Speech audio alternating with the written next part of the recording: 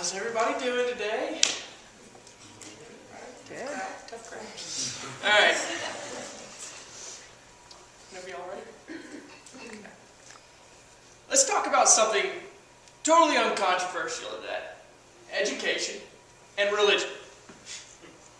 See, I started my Catholic education in kindergarten and continued on through high school. There I was taught by nuns. I was taught that the New American Bible was the truth and that I should have no other gods. See, there I was taught religion and not religions. And therefore, I had a completely incomplete idea of what world religion really was. Then, in college, I was introduced to world religion. And wow, what a liberating experience that was. I was taught the academic truths of all these different cultures. There, I learned about their founders and their impact on the world. See, I thought to myself after the end of that class, maybe, just maybe, we're all talking to the same guy, and we're trying to get to the same place. And maybe the same guy that, a Muslim is praying to 5 times a day, I'm praying to every morning and night. So, let's talk about why world religion is important. Why we need to teach kids at an early age, and why it is not against the Constitution. So open your mind and consider the idea of world religion being taught in every school in this nation.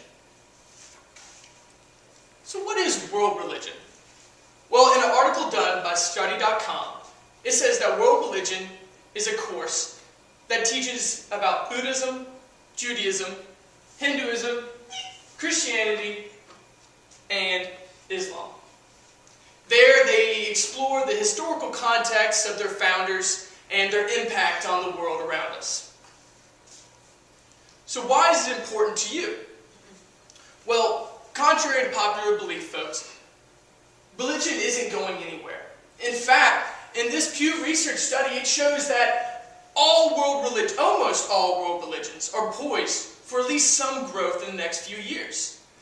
Christianity and Hinduism, in fact, are going to be near equality at 31 and 30%. Yet, public schools feel that religion is too controversial of a topic, and so they avoid it at all costs.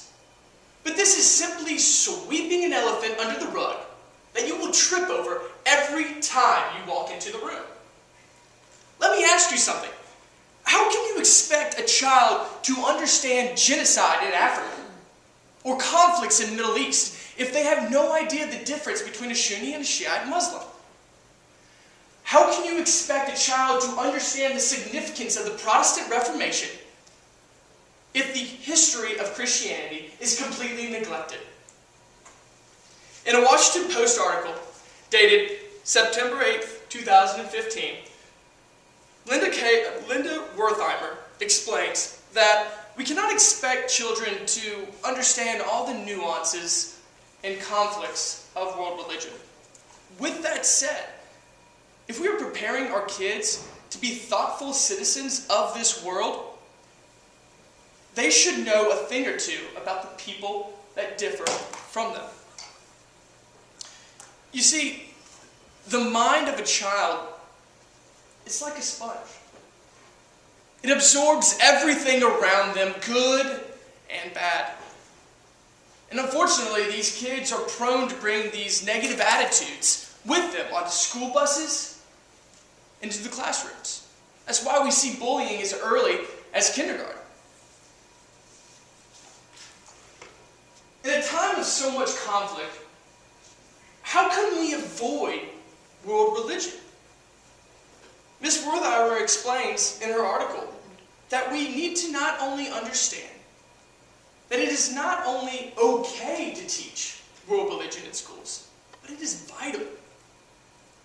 Too often, negative reactions from religion lessons come from adults who harbor misconceptions that they probably wouldn't otherwise have if they had a broader base of knowledge about world religion.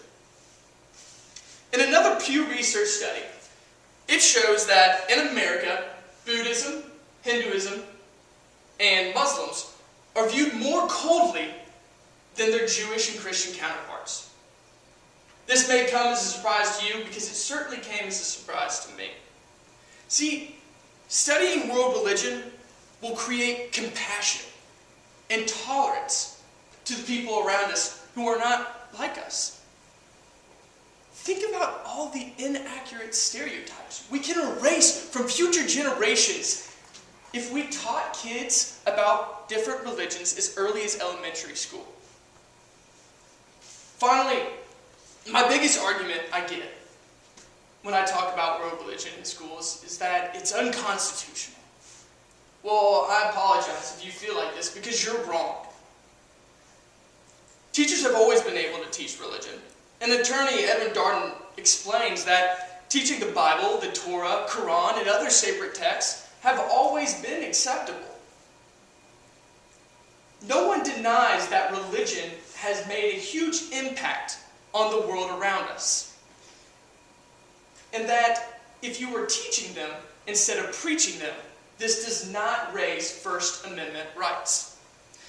In addition, in an opinion done by Tom Clark, a Supreme Court justice, he says it might as well be said that one's education is not complete without a comprehensive study of religion and its relationship to the advancement of civilization. In conclusion, we must be more comfortable with having in-depth conversation about world religion. Just think, if I never took that world religion course in college, I would still be in my Catholic schoolboy bubble. Religion has shaped the world around us, and religious groups are only growing in numbers. We must make a conscious effort to rid ourselves and our future generations from ignorance, so that we can progress forward in combating inaccurate stereotypes.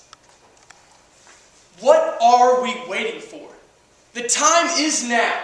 We must start teaching world religion in every school in this nation. Thank you.